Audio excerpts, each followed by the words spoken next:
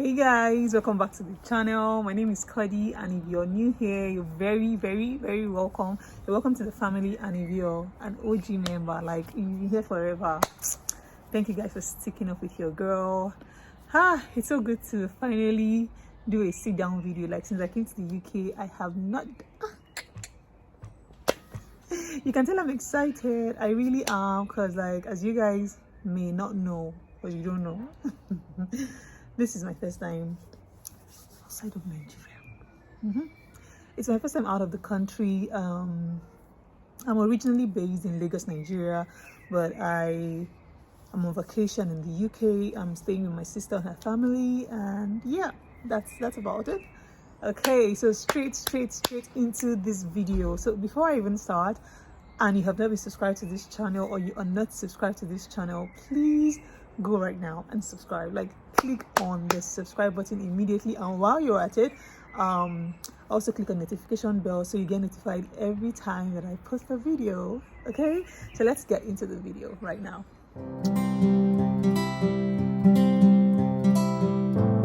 Right, okay, so this video basically is to share my not travel experience, or more like my experience with travel agency, and how my trip was almost ruined. Okay, so the travel, you know me, I call names. I'm not about to hide mouth when it comes to all this matter, right? So the travel agency I used is Waka Now. So and so if you haven't seen my video about like coming to the UK before now, the video that I posted sometime in December, saying how my Christmas plans were ruined, how my visa did not come out. I was supposed to come to the UK during Christmas, but my passport didn't come out. Like, my visa did not come out because of the whole Omicron variant and all of that. So they finally released a passport in January, and by then I wasn't ready to travel again. So we moved it to like Easter, so we'll make better plans. Guys, I found that it's impossible to buy your tickets in Nigeria by yourself with your Naira card. That's if you're traveling with British Airways. I don't know about any other airline, but British Airways, it's impossible to buy your ticket directly from British Airways website. So it's either someone in Britain or somewhere else, I don't know, outside of Nigeria, buys for you, or you use a travel agency. In my case, I used Waka Now. My sister was supposed to buy for me, right? But when we checked the price buying in the UK and buying from Waka Now, it made sense to buy from Waka Now. It was cheaper, and so we settled with buying from Waka Now. I'm going to skip the story of how I felt I could go to British Airways office in Lagos. I think their office is in Kaodi, and I went to their office and these people kept me outside. You're not allowed to come into the office. I stayed outside. They gave me a number to call, a customer care line to call. I eventually called, and that's how they told me that I either have to have a pound or dollar card. Yeah, I had to have a dollar card that had money enough to buy my tickets, because in my case I was buying 3 tickets, my husband and I and Ada. So either way, that's how I did not buy. I now went to Waka Now. I'm rambling. Oosh. I don't want this video to be too long, so I went to Waka Now and I bought tickets. So after I bought those tickets, I was now checking through just to read more like guidelines, terms and conditions, basically.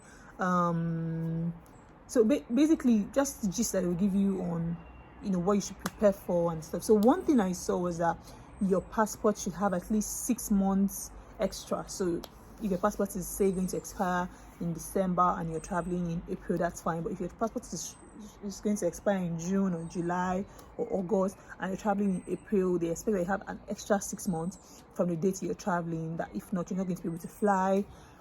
So in my case, my passport was expiring, or was going to expire in July. My husband's was going to expire in June. No, mine was going to expire in August, and my husband was going to expire in June. That's how I started rat race. That was January or early February. I started rat race of going to renew my passport. In my case, I wanted to renew and do change of name. Oh my god. I think this video is just okay. I want to renew and do change of name, and I went on. I was running around trying to get my passport and everything ready. We paid for everything. I paid like 60k, and my husband paid like 40k, and this is not express, so just to like get your stuff ready. Then you come for like you sort of submit your documents, they'll book a date for you to capture, you and your family to capture. And I did all of that, and then the wait began. I was advised to pay for express. When I was like, I want to travel in April. My flights, I booked my flight for April, and this is like early February, so I have time. Like I have like 2 months. Why am I paying for express? No need. And I left it, my people. That's how I left this thing, and I didn't pay for express. Either ways, towards like April don't they reach? I know they see my passport. February, March, April, early April, my passport was not coming out. Or more, I started panicking. I panicked so much. See, guys, I eventually paid for that express. That express I said I will not pay for. I paid for it. I paid for that express, and guys, I entered the UK. My passport did not come out. I'm sure in the UK now. I know who my passport. But let's leave that just. That is how, that's one thing that happened. Number 2, I'm going to come back to this passport gist later.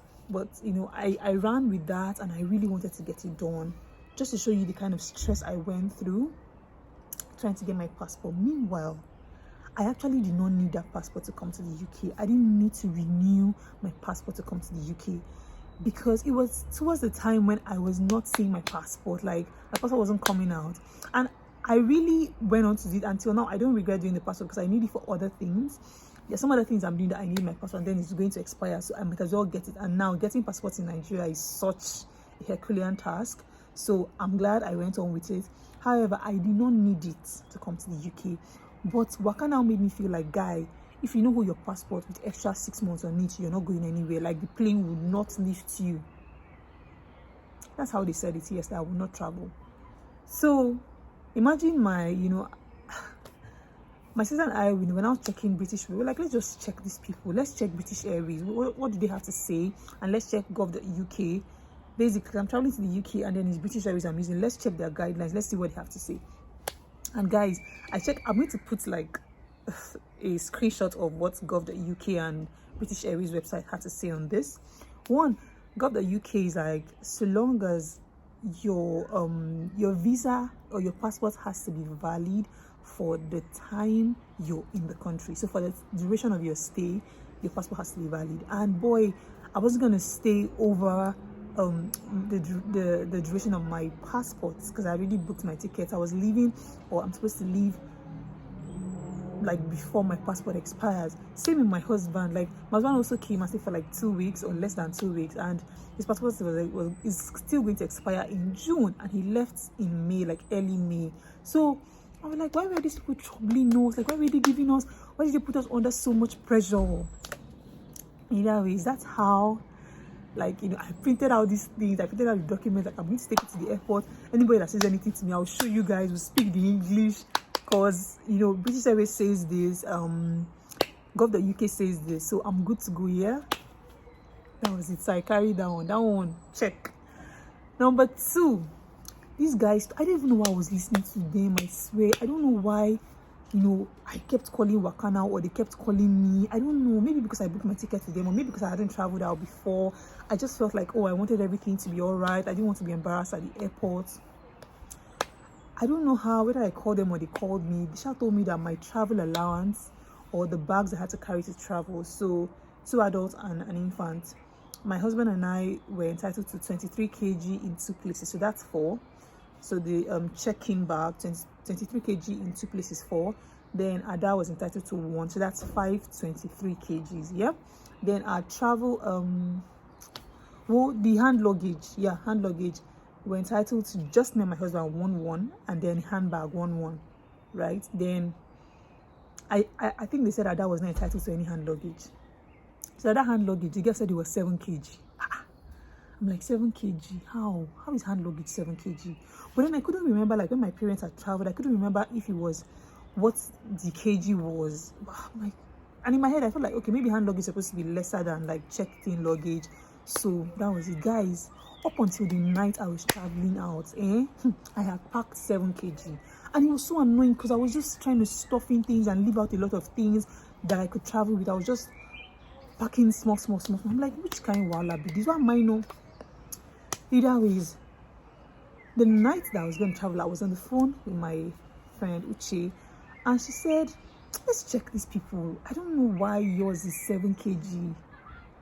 And I checked British Airways, and British Airways said, Kimi, guys, British Airways blew my mind that my hand luggage is 23 kg. All they required was that it fits into a particular dimension, but the weight of the bag can be 23 kg, and my daughter is entitled to a hand luggage. Hey, see me packing. Like, guys, see me packing. Like, I literally brought out boxes here. I'm like, ja, and I'm not on that today. I need to go and buy small Ghana must go. I started loading things. Me, I like load. So I started loading things. Fill up my bag. Like, like, I was like, sure. So this is how I've missed this. Like, people like in that entire airport, I want to say, see people they carry extra luggage. People carry extra things. Me, I no carry. Child, my body for pepper me. God. Sorry, I switched the pidgin. But that's how I felt. My friend can testify. I started packing things, literally. Like, my husband was already sleeping that night. I started packing things. I made sure, like, I packed the 3 hand luggage. Then I now checked again, and I saw that even my handbag can be 23 kg. But Isha had a dimension. I'm like, don't mention. I'm capable. I'm very capable. That's how I packed my husband's school bag. 23 kg. I packed my own bag. If you see my handbag, 23 kg. And I carried one of that small carry bag on my side. Then, and also that even my daughter was entitled to a pram, to a car seat, and like maybe something like a lunch bag, something like that contained like refreshments for her. I carried school bag for her too. Hey, if you see me that day, I carry load. That's how I carry. I want to advise you people, if you're traveling, I think I'm going to do another video on traveling with an infant, a special video on that. But yeah, let me finish this one. Either way, that's how I carried all these things, and boom, it suits me. I was so excited. By the next morning, Asha called my sister. I'm like, call British Airways, but make you not be saying me a day at the park bag. I will come reach airport. They will come tell me to make I come on my things. I don't know why I'm speaking pidgin, but you get the point. So my sister was like, okay, she called, and then someone picked, and they're like, yeah, if it's there, it's there. That's what's on the guidelines, my people. Hey, either ways, it was check that I could carry 23 kg loaded everywhere. My people, trust you again. That's how I packed my bags. We had 5 23 kg checked-in luggages. We had 3 23 kg hand luggage. Even though, make I no lie, you see that small dimension, it cannot fit in 23 kg. Especially because you cannot carry food stuff into the plane. So it has to be close. And then it has a particular dimension. So except the cloth weighs, I don't know, 10 kg. Do you get? But it has a pack. So at least I was able to pack like 13 or 14 kg in those things, but at least it was better than carrying just 7 kg. Do you get? I stuffed clothes. I folded it like this, I stuffed it. I made sure I packed everything. I packed everything I wanted. I don't leave one thing. I packed everything I wanted. I shall carried all my things. Our handbags, I tried to make sure they were not heavy, so just very light things in the bag because we were going to be carrying. Either way, the girl that checked us in, I gave her money. Dashed her money, because this girl checked in my hand luggages. So like, even when we stopped at Manchester, because we flew from London to Manchester and then Manchester to Newcastle where my sister stays. So even when we stopped over at Manchester, I didn't have to like carry hand luggage. I just carried my handbag because I was carrying an infant. So yeah. So my people, that's the second thing Wakana would have ruined my trip. Imagine I got to the airport and I realize, see, I supposed to carry bag and I no carry her. Carry for mad. The third thing is that one Wakana girl just called me 2 days to the trip and said, a day to the trip, I think the morning to it, I don't know. Hello, we're just calling to check up on you and make sure you have everything ready for your trip. I'm like, yeah. I said, have you done your COVID test? Or are you fully vaccinated? I'm like, no, I'm not. She said, have you done your COVID test? I'm like, no. They're like, well, sorry, you cannot fly. Blah, blah. I'm like, please keep quiet, sis, I don't need to check British Airways. If you're supposed to be my travel agent and you're not even conversant, you're not up to date with news, it's no longer news that the UK government does not require COVID vaccination or you to be tested to come into the UK or to visit in the UK. So guy, this is old news. Why are you calling me to tell me that I should make sure I'm vaccinated, or I should make sure that I've gotten my test even if I cannot fly, and they will not carry me and fly? Like, bro, please go and sit down. I say, oh, let me speak with my supervisor or something like that. And then she comes out to say, oh, that's no longer required. I'm like, yeah, I know agent of whatever. Yeah, she was supposed to ruin my trip, but I already knew that one, so she wasn't gonna make me, as in, she wasn't gonna fizzle me out at all. I was ready. So yeah, that's how I came into the UK. So when we got to the airport, like, it was so, like, we arrived at the airport like, say, 3-4 hours earlier than our flight, like 4 hours earlier than our flight. We were supposed to leave by 10:55 or so. We were at the airport by like 4-5. So like when we came in, checked in luggage were like 22. One was 23. Pam. They don't check them in. Hand luggages, these. Me had already checked in online. We had picked our seats, so we just went to the check-in counter. They checked our flights. We filled in one yellow card. We checked it. The girl at the check-in counter, I told her I dashed her money. That girl just came and settled us. She put me and my husband together because the seat that they picked for me before, I couldn't change and my husband couldn't sit near me, so I put him like behind me. But when we got to the counter, the girl was able to like bring us closer on the same seat. Even the connecting flights to Manchester was sitting on the same seat. And yeah, that's how we came into the UK, and everything else was smooth, no hassles. When we got into London, it took us a while to find like the gate I was supposed to go through to Manchester. But yeah, once we found that out, we chilled. We got into Manchester, and my sister and her husband, they were there to pick us up. It was such a breeze.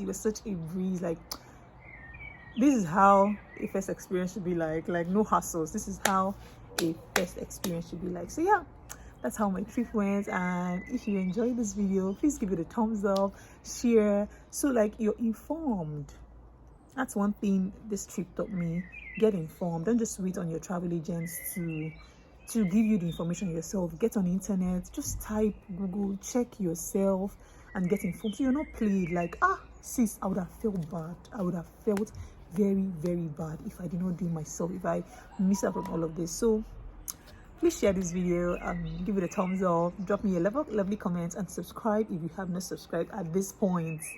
Please subscribe to my YouTube channel, and I'll see you in my next one. Okay, bye. Love you.